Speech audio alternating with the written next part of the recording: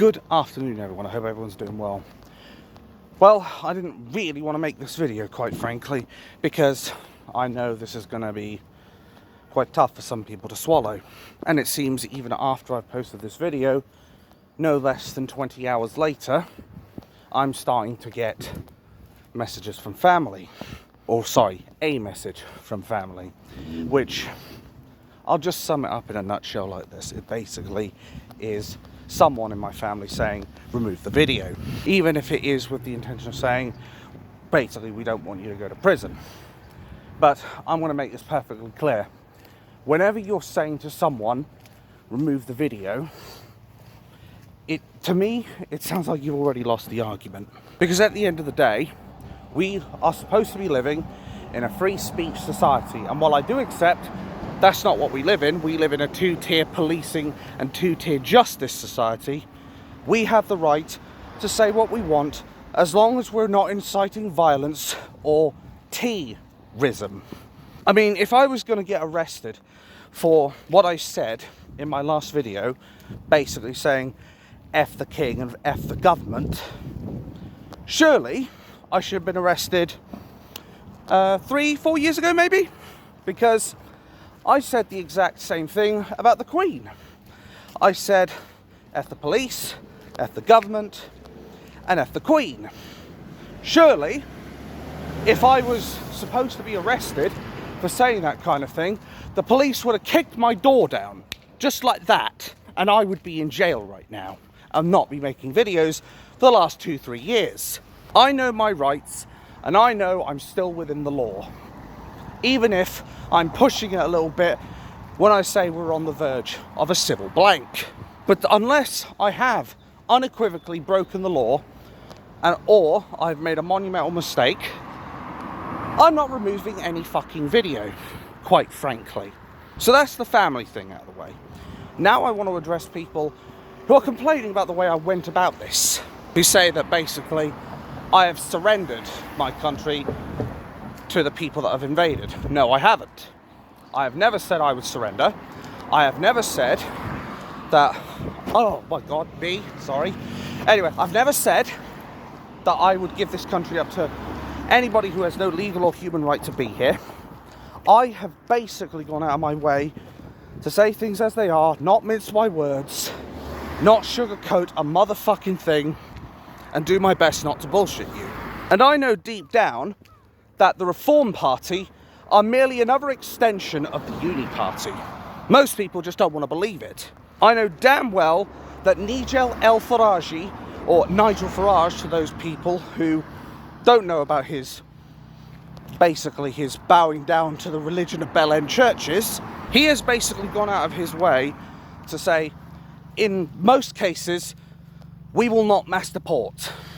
We will not deport anybody who's already in this country illegally. And yet, when he starts reading the room and realizes he's going to lose a lot of votes, at the drop of a hat, he changes his mind and he says, we will mass deport. The guy is no less slimy than Keir the traitor Starmer, in my humble opinion. The only thing Nigel El-Farage does not have is sectarian politics. And that's just one person of the Reform Party. Obviously, there was Lee Anderson, saying we can all live off of 20 pence. So what, you want me to live off a fucking cup of soup or tin soup every day for the rest of my days? Yeah, no thank you. Or what about Anne Whitlis-Widdicombe, who ended up slandering Peter Lynch, God rest his soul, calling him a rioter, just because he had the audacity to hold a placard and do such horrendous things, such as exercise his free speech, which is exactly what I've been doing. He gets 20 minutes on the treadmill and then I get him on the bike for the next 20 hours. Anyway, I have been exercising my freedom of speech. Peter Lynch has been exercising his right to free speech. But because of basically him shouting at the police, Anne called him a rioter, when he was not a rioter at all. He was a protester. But under two-tier Keir the traitor Starmer, Peter Lynch was locked up, and then did Anne Widdecombe pay her respects to the now deceased grandfather? Of course she didn't. No one in the Reform Party did. I mean, they showed about as much emotion for Peter Lynch as the Tin Man from The Wizard of Oz. And then we come to Richard Tice, who libelously slandered us British patriots as that lot. Basically, he didn't want to be associated with us. He associated anybody who supports Tommy Robinson, well, basically, as people we should avoid. Well, almost every person that I've had the luxury of meeting, greeting, and talking to, as well as the people that talk to Tommy Robinson, have been absolutely wonderful people. For the most part, there is probably not one bad bone in their body, unless he stands to attention about 6:30 in the morning when you're trying to sleep. Anyway, there is not a bad bone in their body at all. And to say otherwise would be misguided at best and outright libelous slander at worst. A lot of the people in the Reform Party aren't very, how do I put it, diplomatic with people who they perceive as far right. In fact, I'd say they have about as much diplomacy as an albino bull at a red rag. And a lot of these people who are complaining in the comments, they're saying, oh, I should have voted Reform. Or, you go in and you vote for who you want. Well, quite frankly, nobody on that fucking ballot is someone I want to vote for. Quite frankly. And I even made it clear prior to doing it in the first place that I was going to leave a nice little message on the ballot. And that I was basically going to do what is effectively a protest vote. And say, democracy is dead, F the government, F the king. I did that because I believe fundamentally that in this country, democracy is dead. If it's not dead, then someone probably rightly pointed out that it's being weaponized against us at bare minimum. So it begs the question, if every single party on the ballot paper, Lib, Lab, Con and Reform, are all part of the Uni Party, who do I vote for? Because that's the cold, bitter truth that nobody wants to admit. Even Katie Hopkins now, it seems. They don't want to admit that Reform are just the Uni Party 2.0 because of the stance that they take as far as the religion of the Bell End churches, you know, the one that begins with I and ends in M. The fact that they were willing to say, we're not going to mass deport, and then just before the local elections open up, they, at the drop of a hat, say, oh, you know what, we will mass deport, blatantly to try and snag some last-minute votes. Whereas Nick Tenconi did not have to do that, as that has always been his fundamental belief. And it seems a lot of Reformians, as I'm going to call them, seem to have a very fatalistic view of the United Kingdom. They seem to have a very fatalistic view of alienating the Bell End Church vote, or the Alan Snack Bar votes. You know who I mean. And I'm sure that bloody fly does as well. Anyway, you can already see what this religion does to our country. It is about as peaceful as a landmine in the middle of Baghdad. And what this effectively boils down to, I guess, to put it simply and to cut it down to some reasonable time frame, is it's either I don't vote or I'm putting a vote for the Uni Party. And remember what Lee Anderson said as well before the 2024 general election. And he said, and I quote verbatim, a vote for Reform is a vote for Labour. End quote. But of course the mainstream media won't tell you this. You know the drill, folks, because say it with me, it doesn't suit the narrative.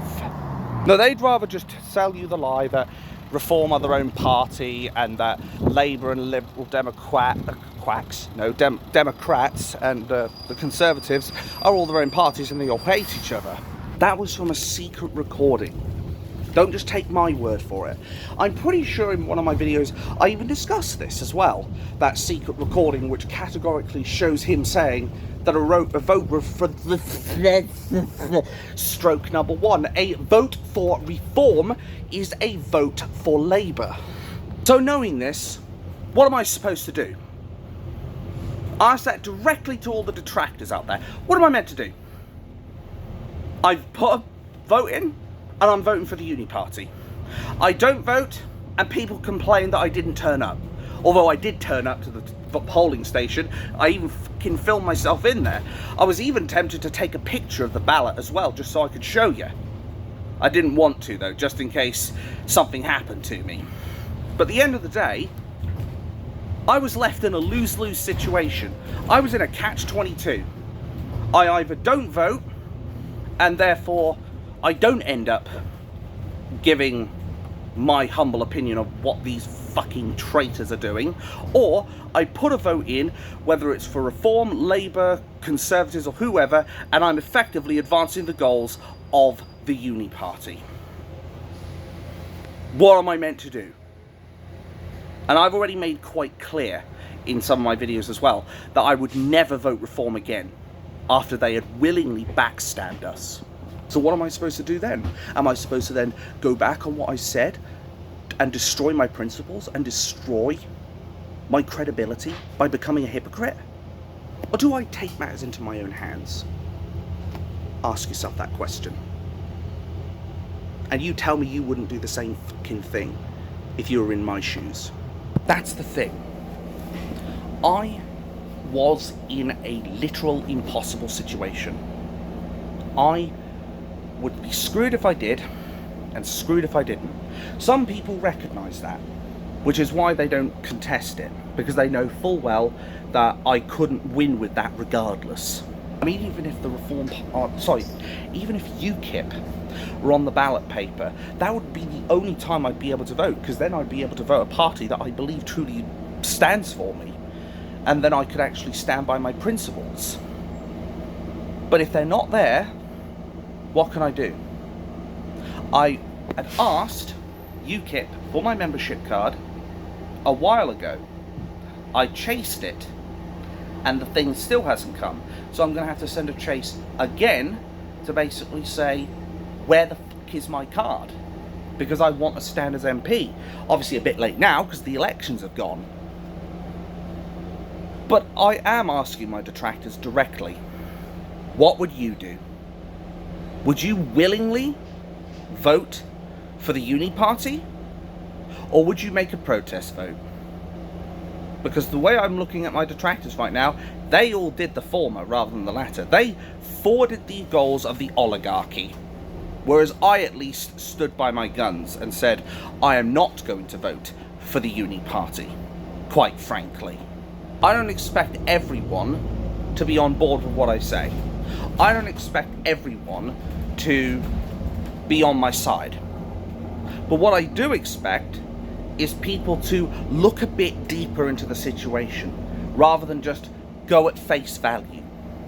Rather than just think, oh, he didn't vote, oh, well, he must have surrendered, or, oh, he must want the Labour Party in. No, I fucking don't. Believe you me, I don't. And if I had my way, I would make sure UKIP were already in power, just like that. But I can't do that, unfortunately, because I don't have that power.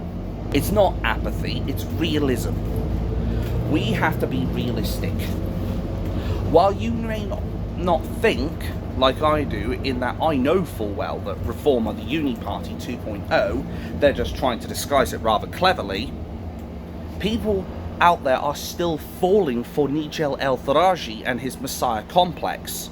People like Katie Hopkins, people like June Slater, and I could go on of the number of people who are still looking at Reform as their best hope. But frankly, Reform are not the answer. I've said it many times before and I'll say it here again. Reform are Uni Party 2.0, and all you're doing by voting for them is you are forwarding the goals of the oligarchy. It is all a fucking pretense. And do you know what will happen? Do you know what will happen? I think in a few years' time, if we manage to survive that long and this country hasn't descended into civil blank, I think people are going to start realising that. They're going to look at the Reform Party, suddenly become more like the Uni Party, because we already know that they're planning to coalition with Conservatives. They're already planning to merge with them, so it's basically going to be Conservatives 2.0. So you can't tell me that we have to vote Reform because it's our only hope, because all that's going to happen is you're just going to get Tories 2.0. The Uni Party. And I don't think that's what you want, deep down. The cold, bitter truth is, anyone who's voted Reform has effectively voted for the Uni Party. I know it's going to be a cold, bitter pill to swallow. I know it's going to hurt some people. But at the end of the day, the Reform Party have already made their allegiance quite clear when they decided to have Zia Hiadan Youssef, or whatever his bloody name is, can't remember off the top of my head.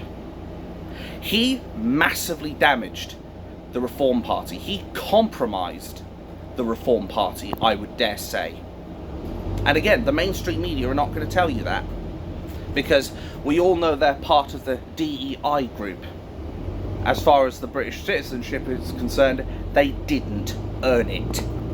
If you want real change, people need to get behind UKIP. I don't think Ben Habib's Integrity Party is the answer, as it is literally just adding another party to a system that has already got like 20 million parties in there, metaphorically speaking. They've already got so many parties in there. Do you know what's going to happen to the Integrity Party? It's going to get drowned out. Simple as that. And as far as Reform, while they may look up in the polls, I assure you, this is what the oligarchy want. They want you to believe that they are an alternative party, when they're about as alternative as Black and Black side by side. Maybe they'll add a slight touch of grey just to give it a slight shimmer or something, but it is basically you're voting for the same party, quite frankly. Like I said, I don't expect everyone to be on board with what I say. I don't expect people to agree with why I didn't vote properly. I don't expect people to agree with the fact that I am calling out the Reform Party as the Uni Party or Tory Light 2.0 or whatever you want to call them. People are not going to want to accept that. But it is the cold, bitter truth. And unlike some people, I've at least got the balls, whether up here or down there, or in my case both, to be able to say the cold, hard facts, the cold, bitter truth. I'm willing to hit the hard subjects that few people will. What do you think Paul Thorpe and Richard Inman have been doing?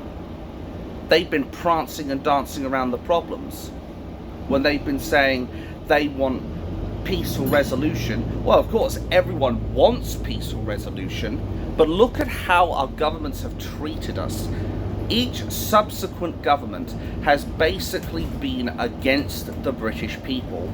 And the last government over the last, 8 years, both of these governments, Tories and the Labour Party, we've been part of a two-tier policing society and a two-tier justice society, where the religion of the Bell End churches could literally go around violently attacking people and they can get off with suspended sentences. But if you dare to post something mean on the internet, they'll lock you up for social media posts with a custodial sentence. Just like that. The bottom line is I know what I stand for, and I will never sacrifice my principles just for the sakes of, oh, look at Reform, it's got Nigel El-Faraji in it. Oh, look, he's got a big party, he looks alternative, even though the colour looks the fucking same. I mean, think about it. The Conservatives like to use light blue or blue with their campaigns. What colour is the Reform podium? What colour are the fucking Reform placards, like the one I had in my home? They're light blue. You see where this is going? I mean, sure, it's something petty, I grant, but it doesn't change the fact that they are effectively similar to the Tories. They are similar to the Uni Party. They will not give change. They will give more of the same. They're just trying to brandish it so that, or brand it rather, so that it doesn't look like you're choosing the same party and then banging your head against the brick wall thinking that you voted the same party over and over again. It's a deception trick. They are trying deception to try and get your vote, to try and keep you complacent for the next 4 or 5 years or whatever, maybe 10 years, just so they can complete their plan to replace old Whitey. That's the truth. People don't want to admit that. People don't, in some cases, they don't want to hear it because they're too apathetic and they would rather let this country burn than actually save it. But that's the truth at the end of the day. Some of these people need to understand we are being replaced It is not a conspiracy theory. That is merely another a slave phrase for gramophone minds. They are effectively using it to try and associate anything to do with far right with a bad smell, a bad odor, something you don't want to be associated with. Oh, you don't want to be over there because you're going to look like shit. And you don't want to look like shit, do you? You see you see where this is going? That's why I did what I did. And it's why I said what I said. And I do not regret a motherfucking thing. At the end of the day, King Charles is king in name only, and he sure as shit ain't my king. Not when he's supposed to keep the Christian faith, and he is preaching the religion of the Bell End churches. His Easter message was also filled with Bell End church rhetoric, or Alan snack bar rhetoric. I mean, what more is there to say? We have a king that does not keep the faith. We have a government that does not look after its people. And we have a democratic system that is only fit for the birds. The big parties come out on top, while the little parties will never get recognised because of this shitty first past the post system. Well, I say if you want change, you need to stop thinking reform and start thinking UKIP, because that's the only way we're getting out of this if we survive through the next 4 or 5 years, which I don't think we will. I think there are going to be some people who will attempt to overthrow the government. I really do. I do think there will be people who do that. Nobody here, including myself, wants it to get to that. Nobody wants it to descend to civil blank. But that is where we're going, and unfortunately, it's coming sooner than we think. But if we don't have that on the off chance, I'll tell you now, the Reform are not the party you're looking for. Reform is merely deception wearing another mask.